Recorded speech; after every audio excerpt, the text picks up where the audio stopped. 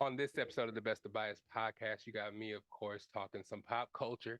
We got sports. There's no more football right now, it's just a combine. So we'll be talking mostly NBA when we get to our sports section. Talking about the standings, playoff predictions, and some basketball stuff. And then we're gonna get into some movies that are coming out, some TV shows that have come out. Just talk about it. Creed 3 is releasing, actually came out yesterday. So you guys go see that. My brother out there making movies. And then we got The Mandalorian episode 1 came out, I believe, this Monday. I think the first was Monday. So yeah, we got a lot of stuff to talk about. Hope you guys are in for a beautiful episode today. It's just me, no guest today, but it's just me here. Yeah, see the teeth? You see me blinging? You see me blinging? But yeah, you're in for a good podcast. It's your boy Lydell Dinero. It's the Best of Bias podcast. You're here. Happy Friday. Hope you enjoy your Friday after you listen to this. Though, listen to this first to get your day right, and then after that, you can go ahead and enjoy that Friday. But it's the Best of Bias podcast, and welcome, welcome in. Where that podcast theme song at right here. You know. It's the best of bias. You need the earful, you should try us. From pop culture to the movies to Unitas. It's the best of bias. Your best of bias. Yeah, it's the best of bias. You are now listening to the Best of Bias podcast with Lydell Dinero and Hugo Twilight.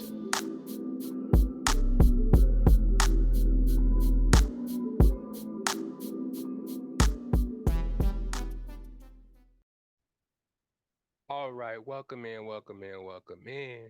Thank you guys for being here. It's another Friday, another podcast, another episode of Bias. Another episode where I have to try to keep these dogs tame on the side of me again. So if you see me looking to the right, that's what I'm looking at. I'm not just ignoring you guys, I promise. I don't know if I'm gonna do, yeah, I'll get that in a second, but we'll start off with some NBA talk. I mean, I know I usually been doing football. Football is over now. All that's really happening, like I said, is the combine. Yesterday we had D linemen and the linebackers do all their drills and stuff. And then today we had the DBs, safeties, and cornerbacks do their thing as well, nickels and stuff like that. Some of the news from the combine, not really much going on there. It's just the number one overall pick, the supposed number one overall pick, Jalen Carter, a defensive end, I believe, from Georgia. He's in some hot water for something that happened off the field. He was involved in a street race with one of his teammates that resulted in one of the players dying, two people dying in the car. This is really big because this guy's supposed to be number one overall, and he's kind of being accused of reckless endangerment. I think from driving and racing. At first, they didn't. I think they didn't know that he was involved in it, and they try to lie about it and say that he wasn't involved in like anything that happened. But then people kind of found out that he was involved in a street race, and he did get some misdemeanors. He did get some misdemeanors after he did turn himself in for that incident, but I don't know. I don't think this one's going to be enough to make his standings drop that much. I do know the Bears are the number one pick, and they don't necessarily need a quarterback. So their best bet would be to take the best player on the board. I don't think he necessarily slides that much for this situation, especially when he already got it taken care of in the justice system, and they gave him his like probably probation or whatever he's going to have to do, and he's going to be a football player anyway, so he probably want to, you know, just stick to the facilities, and you'll be all straight. But yeah, man, it just shows, man. Don't mess up your college career. If you're a top college athlete, I would try to stay away as far as away from the shenanigans as possible, especially now with the NIL. When you're getting money early, you need to know that, you ain't got to be doing the hoodlum stuff, the crazy, reckless stuff that some of your friends or you used to do before you became the person of high notice you are now, because they will try to tear you down at their soonest convenience. Because not only is there people that are jealous of you, there's people that don't want to see you do well just because you are a black man in a very, very, you know, privileged situation, and they're gonna try to take that privilege away from you as the best way they can, even if you're a number one prospect. So, Jalen Carter, I still, wish the best for him. RIP to the people involved. That's really sad. That's why I don't be trying to drive fast. Cars are crazy ass, vehicles, but just modes of transportation.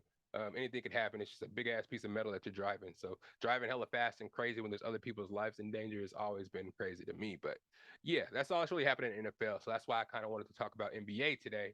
A lot of NBA stuff to talk about. I'll try to make it fast. I'm trying to watch this Nuggets game. You know what I'm saying? They're playing the Grizzlies right now, and we need this win. But mostly, I just want to talk about the standings in the Eastern Conference because the playoffs are kind of almost here. We passed the NBA All Star Weekend, so after that, it kind of proves as more than half the season is almost over, and you have like 22 games left. So it's the home stretch pretty much. So just want to talk about some of the NBA standings, some predictions, and just some NBA stuff real quick. Again, it's probably not gonna be a long episode. Had to struggle to get in here. Some personal stuff that I'm actually dealing with. I won't kind of display it to the world right now, but it's a lot going on, and I just definitely wanted to get on here and talk to y'all for a second because this is my release. I'm able to come in here and just let y'all know what's on my mind, talk to y'all, give y'all some information, and I love doing it. So I'm happy to get on here and talk to y'all, but you know what I'm saying? It might not be the longest time because I have to save my breath and all that. Just I'm dealing with some personal stuff. But starting with the Eastern Conference standings, I'm just going to go over the top 10 and people that are in playoff contention, maybe play in contention. Um, so starting with the Eastern Conference, we have Milwaukee in first place, 47 and 17, Boston 45 and 18 in second place. Third place, we got Philly at 40 and 21. Fifth place, we got Cleveland at 39 and 36. Surprising team this year. Donovan Mitchell doing crazy things. New York 37 and 27 in fifth place. Julius Randle balling out 5 threes tonight, so he's getting off. Brooklyn in six with 34 and 28, which is surprising after they lost Kyrie. Ben Simmons is hurt. KD. Nobody really expected him to do really well, but Mikal Bridges is out there balling after he left the Suns. Him and Cam Johnson are going and showing that they're more than just utility players and they can go out there and do some things. So they are out there thanging. Miami's in seventh place, 33 and 30. They're the team that's right there on the precipice of the play-in. You know what I mean? If you're in seventh through 10th, you have to play in the play-in tournament to set yourself and try to make the playoffs. So give the ninth and 10 seeds chances to actually make the playoffs as well. So people are in seventh and eighth right now. You know, get out of those positions and get in sixth or better, just so you can be safe from that play-in tournament. But the play-in tournament people right now for the Eastern Conference, we have Miami at 33 and 30. Atlanta at 31 and 31, Toronto at 31 and 32 at ninth place, and in 10th place we have Washington Wizards 29 and 32, with the Chicago Bulls creeping up on them. You know what I'm saying? So you have to stay in that top 10 to be eligible to even have a chance to make the playoffs. We'll talk about the Lakers in a little bit. That's what gives them a little bit of light to actually maybe be able to make the playoffs, but if I was to predict it, like the Eastern Conference Finals, it'd probably be one of the top three teams: Milwaukee versus Boston, Milwaukee versus Philadelphia, Philadelphia versus Boston, Philadelphia versus Milwaukee, Boston versus Milwaukee, Boston versus Philly. I think those are the cream of the crop of the Eastern Conference. The play-in tournament may be interesting, but I don't think. Well, Toronto can make some noise possibly. I know Atlanta is doing well with DeJounte Murray. Miami, I can't really figure them out right now. They're not playing too well, so I can see them probably not making the playoffs, but people are saying in podcasts that I listen to, just because they have been there before, they have some players that, you know, are really good in crunch time. You know, if a game comes down to the wire, they might be able to pinch one out and actually, you know, make it into the playoffs, but I don't think they're going to be much of a threat as they were in past years. Toronto, I don't know why they're so low in the standings. I don't watch too much Eastern Conference games, but I do when they're playing the Nuggets. So I don't know. They have some big people on the team. Fred VanVleet, you know what I'm saying? I don't know. It's a weird team. They have a bunch of size, but I'm not too sure what their future is going to be, especially, you know, because Nick Nurse was on a pedestal for a while, but, you know, ever since Kawhi left, they were kind of on the downtick, which, you know, when you lose a superstar, that's usually what happens. In Washington, I don't even know, man. I don't think they're going to make the play. Well, they probably won't stick there. I think Chicago might pass them up for that play-in spot because their team is all over the place. Bradley Beal, Kuzma, Porzingis, Gofford. I don't know. Not a lot of names on that team that make me think playoffs. So I don't know about them. But let's get to this Western Conference where all the noise is probably going to be made. In first place, of course, we got Denver, 44 and 19, 5.5 game lead over Memphis, who's in second at 38 and 23. Sacramento, surprisingly, in third place, 36 and 25. Mike Brown is a Coach of the Year candidate. I don't know why Mike Malone is not ever considered as Coach of the Year, no matter what kind of strides the Nuggets making the playoffs with only Jokic, making the Western Conference Finals in the bubble, and now being the number one seed in the West with 5.5 game lead and a 3-time MVP, possibly, potentially. You know what I'm saying? We'll get to that in a little bit, but it's just interesting how he's not nominated as or even considered as Coach of the Year. It's kind of crazy to me. Phoenix at 34 and 29, just getting KD. KD started his first game was Wednesday, and he's kind of getting the flow of things now. They are the 4 seed now. I don't know if they're gonna actually be able to get to 2 seed. I don't know if they'll be able to catch Memphis. It's possible, but shit, it's possible they can catch us, but I don't think they will. They are 11 games back from us and a couple, like 4 or 5 games back from Memphis. So That should be interesting to see how they close because I know the Phoenix Suns are going to close pretty well, especially with acquiring Kevin Durant and T.J. Warren. And actually, these kind of places I wrote this yesterday, so these places kind of flipped. Fifth place we got Golden State. They are 33-30. Just beat the Clippers yesterday. The Clippers, I don't know what's going on with them. Putting the Dallas Mavericks in seventh place. Oh no, sixth place, I believe. Um, they are 32-31, and then in seventh place we have the Clippers coming in at 33-32. Again, we don't know what's wrong with them. Kawhi actually played back to backs, and they're playing hard. It's just that the team it's a weird team. They just shut down and just give up a lot of points in second half of games. I know we had a series with them back in the day. I think it was in the bubble when we were down 3-0 and came back and beat them. It's like they don't close. They can't close. They have a bunch of good players. People tout their roster as highly, has a whole bunch of people on it and highly heralded, but they never really close out games or able to come together towards the end. You know what I mean? And I think that's probably because a lot of them have been load managing. Of course, Paul George and Kawhi Leonard are kings of doing that. So them not playing together much and them just acquiring Russell Westbrook, it's going to take some time for them to meld, even though they don't really have it. And a lot of the teams in the Western Conference are really, really close together, as you can hear by these records. So they have to get it together fast because these other teams are creeping and they do not want to be in that play-in tournament. We have Minnesota at 8 with 32-32, Utah at 9 with 31-32, and New Orleans still hanging around at 31-32. I don't know how they're hanging around. I think the Lakers are somewhere like 13th place, and I think they're only like 2 or 3 games out of like the 6 seed, 4 or 5 seed. Like, what? How is this happening? Like the West is so close, with only a few games left, so every game really matters, and it just kind of surprises me when we see people like AD taking games off when LeBron is hurt. You know what I'm saying? LeBron hurt his foot recently. He said he heard something pop in the game that he was playing against. I forgot exactly what team he was playing. I think it might have been not Memphis, but some other team. But either way, he's hurt and he's going to be out for 3 weeks. They're not even reevaluating the injury for another 3 weeks. So it's going to be interesting to see what happens with LeBron. But with LeBron being out, AD has to take the reins and actually take over as the number one player on the team while he's out. You know what I'm saying? And get back to the status that everybody was saying, like number five, like one of the top 5 players in the world. But him being hurt and being out a lot too, has kind of diminished that, you know, that role and, connotation people had on him, negative or positive, man. It's just like people are forgetting about AD because he's never playing. So hopefully he can stay healthy and get his team into the play-in tournament at least. And when LeBron gets back, maybe they can make some noise. Hopefully they don't get the 8 seed. The Warriors and the Lakers are the 2 teams I do not want to get the 8 seed. The Warriors are doing their thing right now, but like I said, all these teams are hella close together, so anything can happen. And there's like a lot of games left, so a lot of basketball to be played. But the teams that I'm worried about and my predictions for the playoffs, like I said, I already told you my predictions for the Eastern Conference. For the Western Conference, I'm hoping Denver gets some favorable matchups. But the only teams that I'm really worried about are Golden State and Phoenix, of course, now, and the Lakers. It's just that the star power that they have encourages referees to make calls that are going to already sway the game in a different direction just because the Denver Nuggets aren't as notable or have high class stars as all these other teams. I know we got the 3-time MVP, potential 3-time MVP, but that is, the league doesn't really, I don't know, they don't want Jokic to be the face of the league. So they're all into the KD going to the Suns thing. The Lakers, even though they're 13th seed, we talk about them every day and want them to make the playoffs and win the championship. And the Warriors were a 13th seed, making their way up to 6th seed, and everybody's thinking they're going to do everything. It's like everything we do as the Denver Nuggets this season. The seasons are long, and to stay the number one seed for this long and pretty much all season is hard to do. And people still aren't giving us credit, but I think we can at least make the Western Conference Finals. Who we're going to play, I'm not too sure.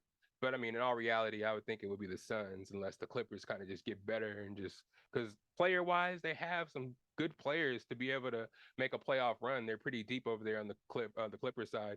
The Warriors are too, but they are kind of older and a little bit more injured more often.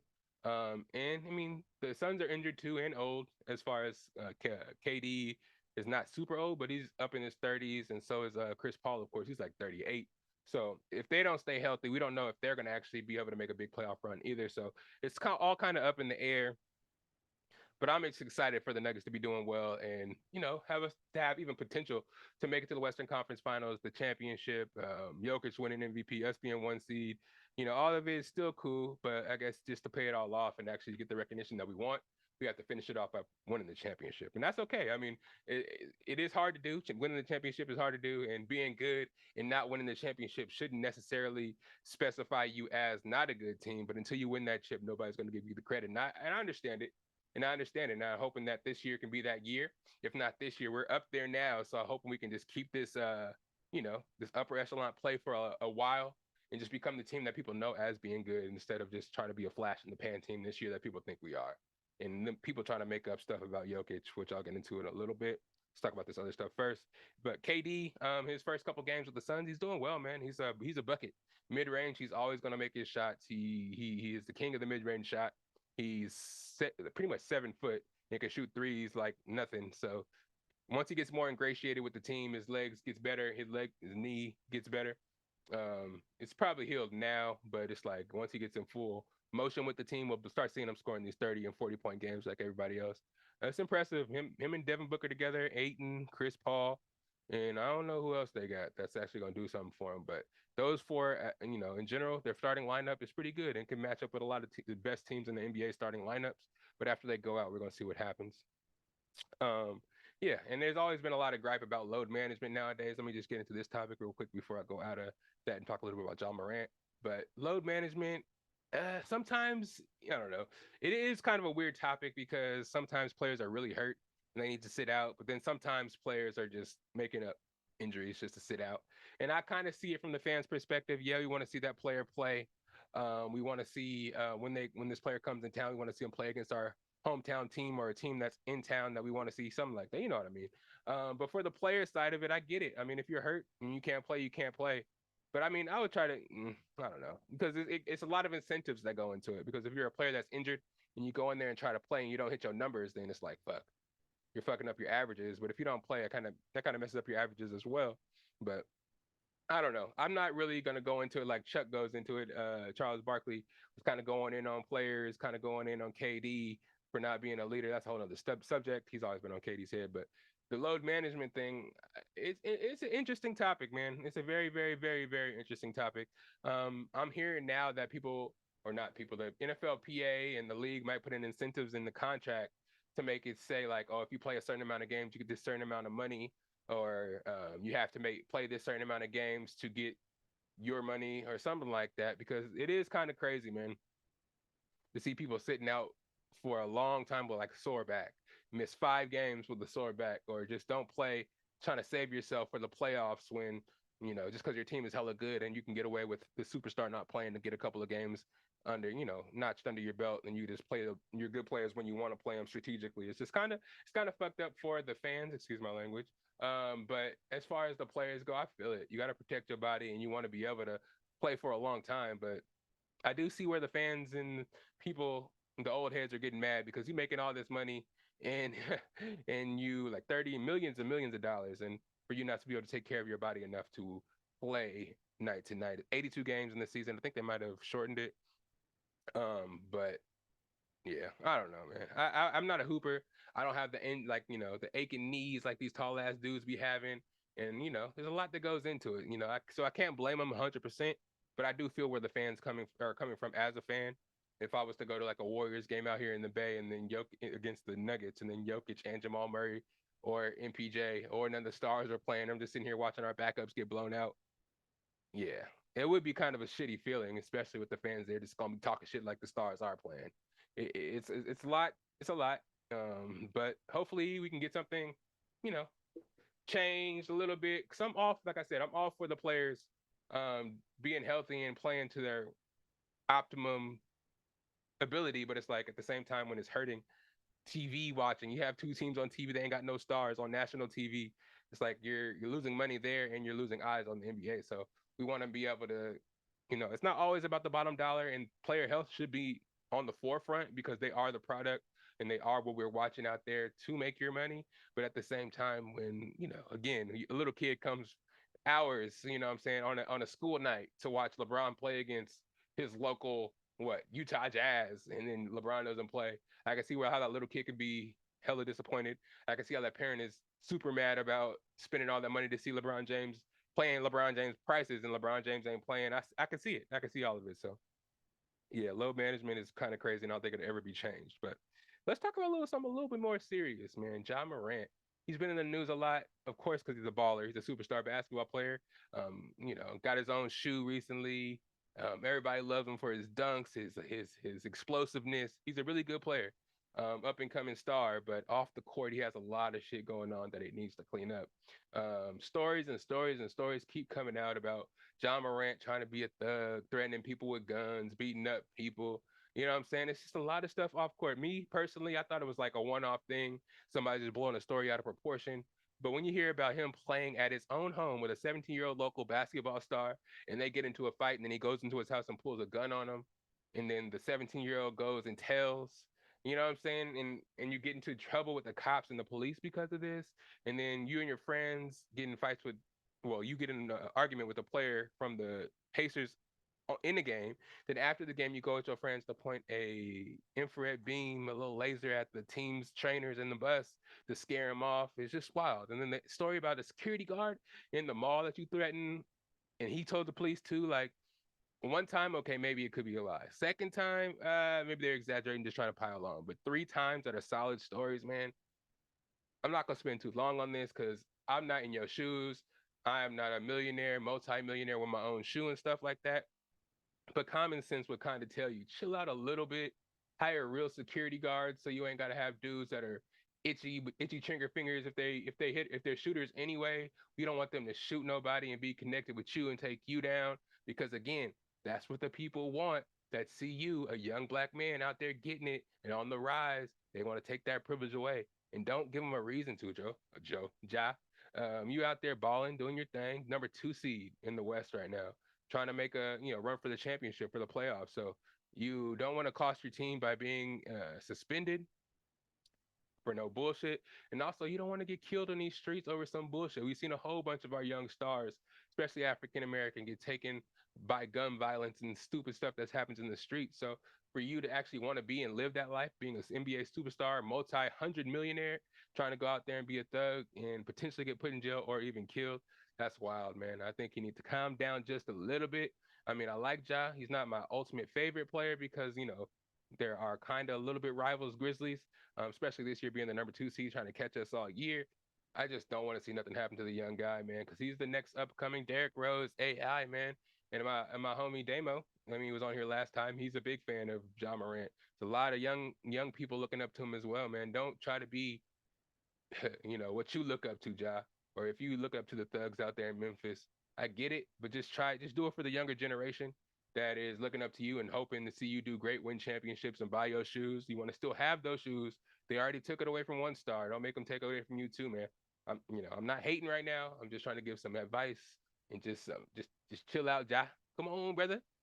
Your pops is out there. He's repping for you. So proud of you out there on the court, out there stepping on the court, celebrating for you. I know your family, your sister out there balling. If anything happened to you, bruh, I know they'd be devastated. You know what I mean? And you're the breadwinner right now. You're taking care of your family. You're doing all this stuff that you need to be doing as a man when you're growing up. That's stuff you're supposed to do, and you're doing it. So just chill out, stay away from those people. Try to get a new circle. And if you have to keep those people around you, just do it at the crib.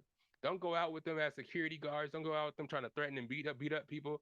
And you as well. I know you got to protect yourself, have guns and all that, celebrities and stuff. I get it. I get it. I get it. But don't pull your gun on people, especially not if you're not really gonna use it. Because in if situations where it wasn't the Pacers or the or the whatever team's bench, it would have been bad. It would have been bad. So I just kind of think that you need to chill out just a little bit and do your thing, bro. Play basketball. Let's not try to be a thug. That's it. That's it, and that's all. Let's move on to Joker, man.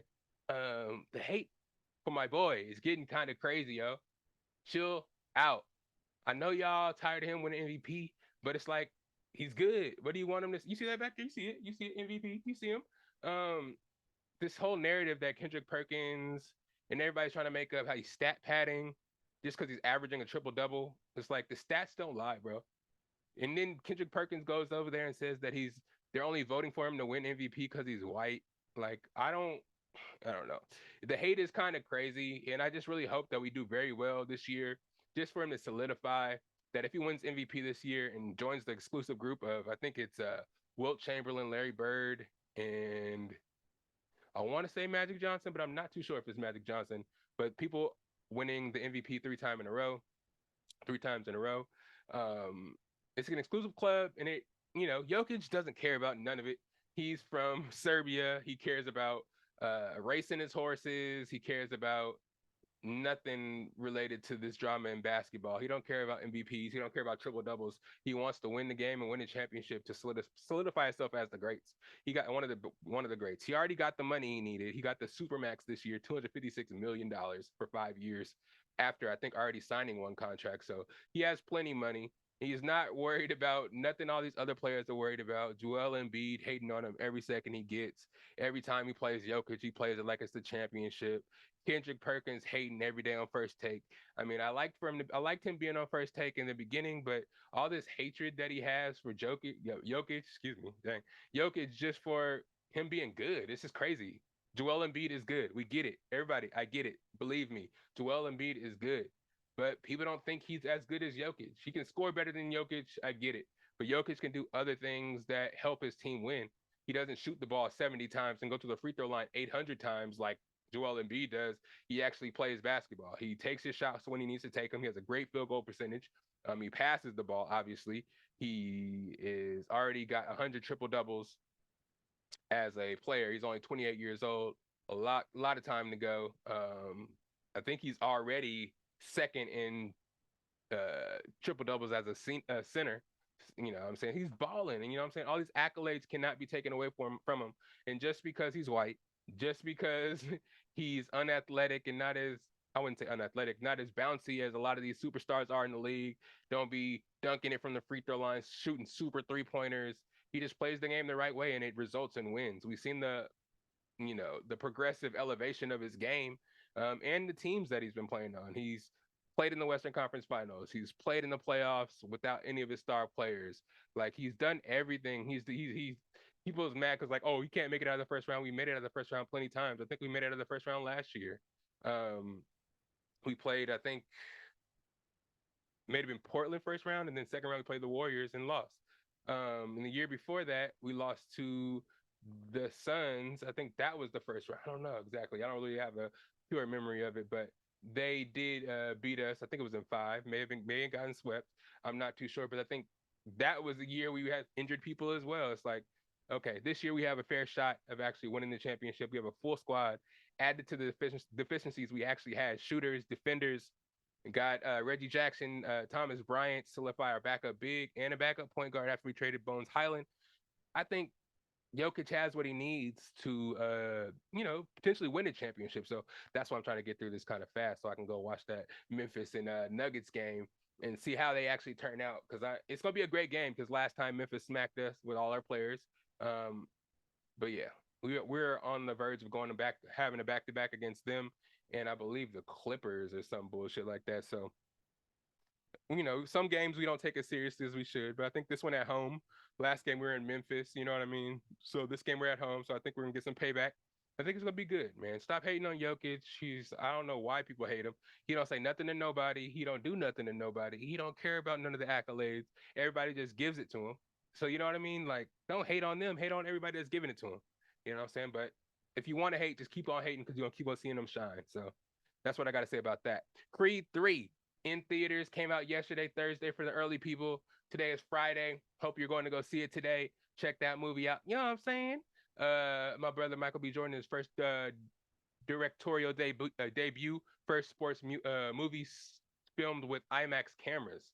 So in the fighting scenes and stuff, you see the faces ripple, the sweat dripping. You see like pure boxing stuff. I haven't seen it yet, but by the time, no, actually, yeah, I'm gonna see it on Sunday, so I'll have a good review for you guys next week probably. I'm really excited to see it. Jonathan Majors, Kang versus Killmonger. You know what I'm saying? Two Marvel guys, and his girl in the movie was Valkyrie. So you got three Marvel people in here trying to hold it down. I've heard some reviews already. Heard it was really good, especially with the IMAX cameras.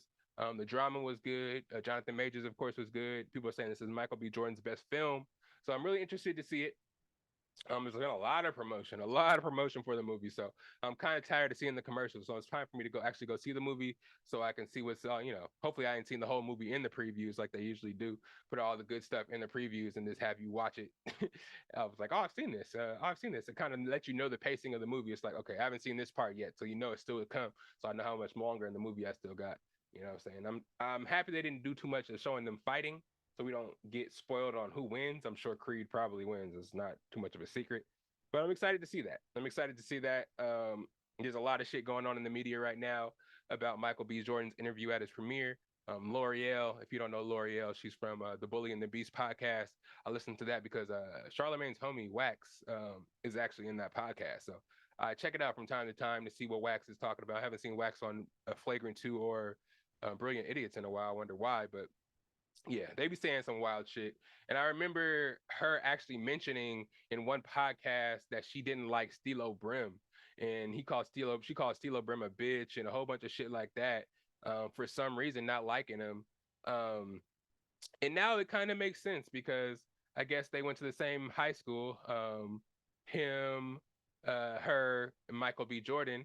And then yeah, a lot of shit talking has been taking place behind the closed doors. But now Michael B. Jordan was walking the red carpet and saw her standing there wanting to interview him, and and he remembered all the times back in high school where they used to call him, or middle school actually, they used to call him corny, make fun of him, and talk hella mess about him just because his name was Michael Jordan, and he would walk around with his headshot trying to become an actor and not really a gangster and not really trying to be hella cool. So people would call him corny and talk shit about him. And he remembered that at the premiere, so he brought it up during the interview while she was trying to interview him. She was like, "Oh, aren't you the girl that used to call me corny in middle school and make fun of me and all that? Nice to see you," type shit. I actually didn't see the interview, which is kind of weird that I'm talking about it. But there's a lot of backlash. I saw on the Joe Budden podcast, Joe Budden was mad. First of all, Joe Budden got some kind of gripe against Michael B. Jordan. That's kind of weird. The people that he has beefs with are kind of weird, man. A lot of people that I like listening to the Joe Budden podcast. I'm a supporter for sure, but it's like the people that he chooses to have beef with is kind of crazy. But anyways, yeah, people are talking, man, saying that Michael B. Jordan should have done that to a black woman on national TV or whatever, blowing her spot up and kind of making her look stupid. And then bringing up the fact that he dates white girls, all that kind of stuff. They just bash Michael B. Jordan at every chance they get, especially now with him being so popular. You know what I'm saying? Especially with the Lori Harvey stuff, people make fun of him for that. But in this opportunity, he did take it to lash back at somebody that made fun of him in his past. And me being somebody, I guess people may have labeled corny back in the day, because I wasn't like a gangster or somebody that was out there in the super know or super in the culture like everybody else was. Being one of those guys that came up and kind of grew up as well, it's like you remember that kind of stuff. The people that used to make fun of you, the people used to bully you, you do remember that kind of stuff. And once you're able to get in a position where you can talk that shit, you're bigger in stature, size, or in popularity. I feel like you should be able to talk that shit no matter who you are. You know what I'm saying? If a group of girls used to terrorize you in middle school every day, I'm gonna mention it. He didn't. I feel like he didn't do anything blatantly rude. He was just like, "Oh, really politely, are you the girl that used to call me corny?" And da da da da da. And it's like, "Oh, hope you don't think I'm corny now." You know what I'm saying? But yeah, talk your shit. Your movie just dropped. You directed it. You're starring in it, and it's supposed to be good. Fuck all those people that doubted you, made fun of you, beat you up, did all this shit to you back in middle school, high school. I don't know. It's just weird. It's just weird how people classify people as corny and weirdos and nerds when they're just not like you or like the people that you like to look up to.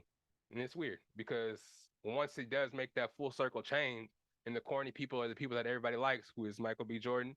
The people like the nerdy stuff, cartoons, anime is making a big comeback, stuff like that, man. People that podcast, yeah, that would be considered nerdy back in the day. But now that everybody is interested in it and everybody's doing it, you know what I'm saying? It's acceptable and they moved away from making fun of those people.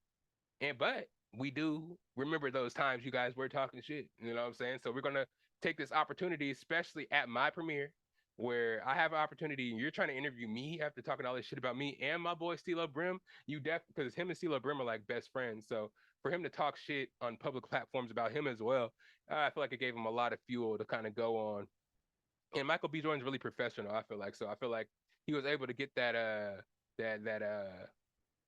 what should I call it?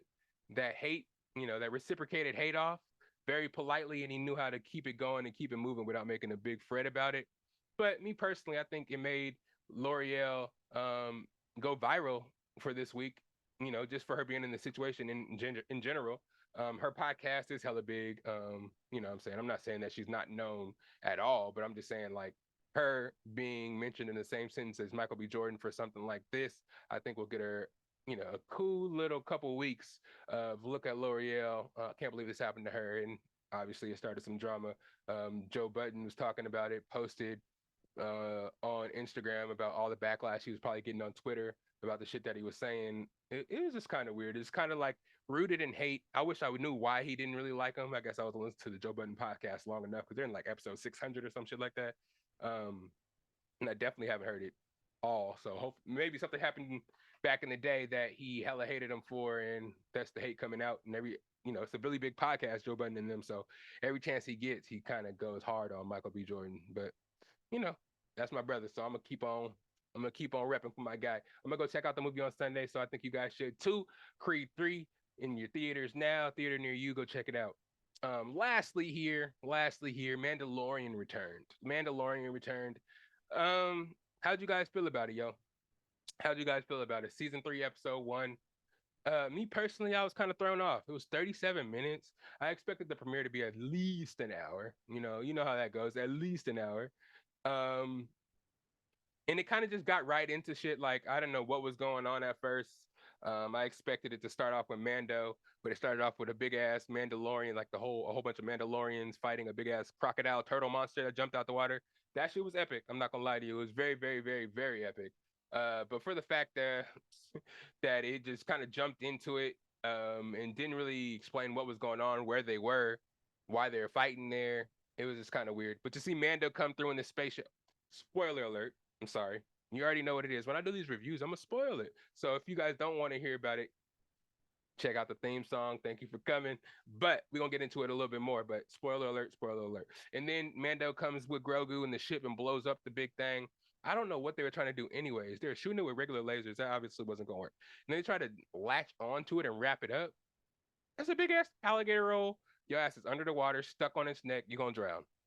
What was you thinking? But I guess Mando and the super ship came through with the big blast and killed the monster.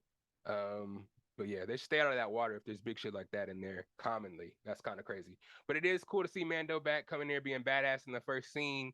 But I don't know, man. Unpopular opinion.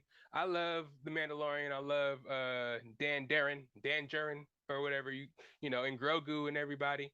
But I don't like that he goes and just rehashes everything that we already saw in previous seasons. Met with the people that he already met with, because we know that his intentions in this season are to go redeem himself for taking off his helmet. He's considered a ex something something something. I forgot the word they use for the people that take off their mask and they're like kind of excommunicated from the Mandalorians. You're not a Mandalorian anymore. Um, but to redeem himself, he has to go bathe in the waters of Mandalore, in the waters of Minnetonka, to become a Mandalorian again, and him to be forgiven for taking off his mask. So I thought that's what we were going to start with. But we just kind of go and rehash and say hi to a lot of characters that we already saw. Um, Sorry, names aren't going to come right back to me, but black dude that was on that planet that they saw before, he went there to basically, I forgot what he wanted to get fixed, but he got something fixed there. Just kind of like a reunion and saying hi, in my opinion. The little monster things were hella funny, and Grogu was going to eat their ass. That was pretty, not eat their ass, but eat them, of course, because he always be trying to eat everything. He was hugging them. He's like, no, man. That shit was kind of funny to me. That was dope. That was dope. But then for him to go and just try to um again, it's 37 minutes, so it wasn't a lot going on. But him going to one of the Mandalorian planets and seeing Bo-Katan sitting on the throne, and him having a little bit of conversation with her. I mean, it wasn't a lot that happened. You know what I mean? In 37 minutes, they just kind of whipped it by, and we're like, oh, the Mandalorian is back. So I'm saying, hope you guys are excited for it. Unlike a lot of the other seasons where they're like, okay, here's a lot to set up the season, and then we're gonna get into like the shorter episodes throughout. This, yeah, 37 minutes was just like a high and by to me. Because like right now, I can't remember exactly everything that happened in the episode because everything happened so fast.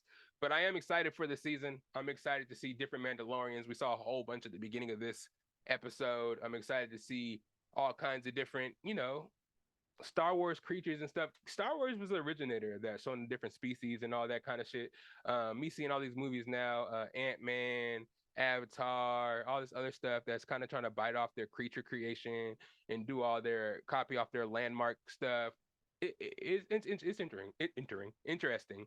Seeing the sets was pretty cool too because I was just at Disneyland at the Star Wars kind of like area there and it looked just like it. It was dope. I felt like I've been there before. So that was epic to me. I want to see what's going on with Grogu. I want to see him actually do something this season. I thought we would actually see him get a little bit bigger, but I guess those Yoda type creatures age really slow and grow really slow.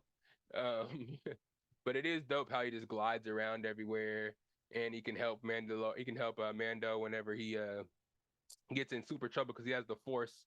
I'm excited to see if he becomes like a Jedi and a Mandalorian because we saw that predicament he had to choose at the end of last season, that where he has to either choose the chainmail or the lightsaber.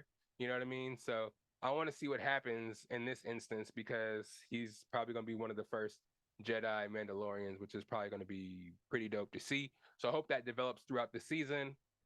Me personally, I hope we get some more Boba Fett in this too. People didn't really like his season, so I mean, for him to actually be in the Mandalorian, I think people put it back in their high graces.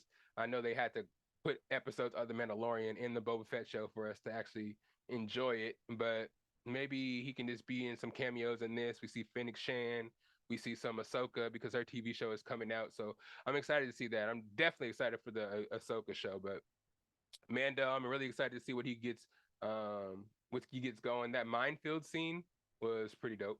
It was pretty dope actually.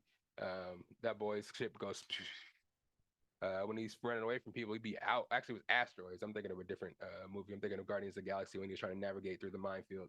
But yeah, seeing his ship because we saw in the last season his ship is like one of the fastest ships because they put like a big ass engine in a small ass like a speeder, so he's able to jump into hyperspace and he can outrun X fighters and shit like that. But yeah, it was a really interesting episode. But again, it was really short. I recommend everybody goes and checks it out. Disney Plus, first episode's out. The second episode should be out very, very soon. I think Monday or Tuesday it came out. Whatever day March 1st was, that's when, you know what to do. Uh, but yeah, that's all I really had. I had a closing question. My friend at work actually hit me with this interesting statement. She was like, if you have a business that sells $300 worth of a product every day for a year with a whole bunch of savings, you have to save every penny and stuff like that. You could become a millionaire. Uh, $300, $300 products every day for the rest of the year. For 365 days in a year, you can become a millionaire. What do you think you would have to sell to become that millionaire? I want you guys to ponder on that. It may be an easy question to some, but I want to know what you would choose, man. I know drugs are an easy choice for a lot of people, but um, I don't know, man. If it was just a basic product, if you were a mom and pop and you served one product and you were able to make enough money to make $1 million in 1 year, so just $300 worth of it. This whole thing may not make sense because I didn't do too much research on it. She just told me, and I was like, huh, maybe that's true. But hey, what product would you sell? Thank you guys for being here today. It's a short episode, I know, but I had to get some stuff off my chest about the NBA. Creed 3 is out today. Go check it out. Go support, go see it once, go see it twice with your girl. The Mandalorian season 3 is out. Go check that out. Of course, go watch Your Honor.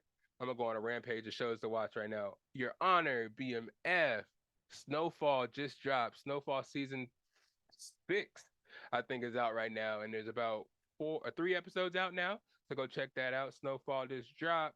Mayor of Kingstown, of course, go check that out. And everybody send their prayers to Jeremy Renner, of course, with the accident that he did have. Man, yeah. And what else we got out there that's pretty popping on TV? Abbott Elementary, of course. Um, But that's about it, man. This is the part of the episode where I like to let them know where you can find me at. You know me already, so you know you can find me at on the Instagram SAC_Lydell, on the Snapchat Patrick_Lydell.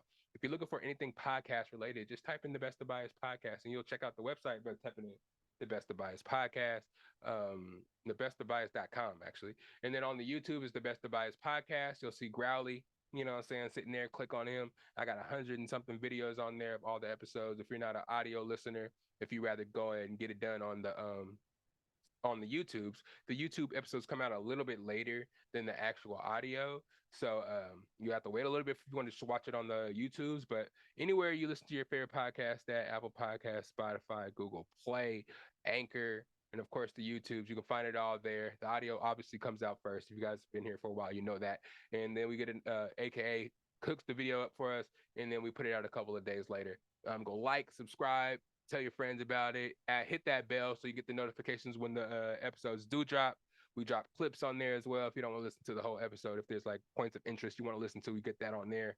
We're gonna start getting timestamps on there as well, but I'm not trying to overwork AKA too hard because I know he is working hella hard out there in Indianapolis. So we're gonna try to get it all done in the merch, man. We got merch all over the place. We're about to start doing doggy bandanas for your puppies, you know what I'm saying? Your dogs, your man's best friend. We're about to get those going. Still got buckets, still got dads, still got beanies, still got truckers, and still got a bunch of t-shirts. So if you are interested, hit me up. I know you guys have been digging the swag. I've been, entrepreneur in it for a while now. I try not to wear any other hats besides like my teams, my favorite teams. I try to just wear my merch. But if you guys like and if you guys are feeling it, we got a bunch left. Hit me up on the Instagram, hit me up on the Twitters, hit me up on the Snapchat, hit me up on the website. Anywhere you want, we can get it going. Fairly reasonable prices. You know what I'm saying? I'm not trying to break y'all pockets, but support the boy. Get these merch, all this merch with Growly on it, and support the Best of Bias podcast, your favorite podcast. But for now, we are out of here. We about to see if the Nuggets can pull this game off. We can win. It's maybe some of my sports bets go through. But yeah, it's the Best of Bias podcast. It's Lydell Dinero. And thank you guys for coming. Happy Friday. I love y'all. Yeah. It's the best of bias. You need the earful, you should try us. From pop culture to the movies to Unitas. It's the best of bias. Your best of bias. Yeah.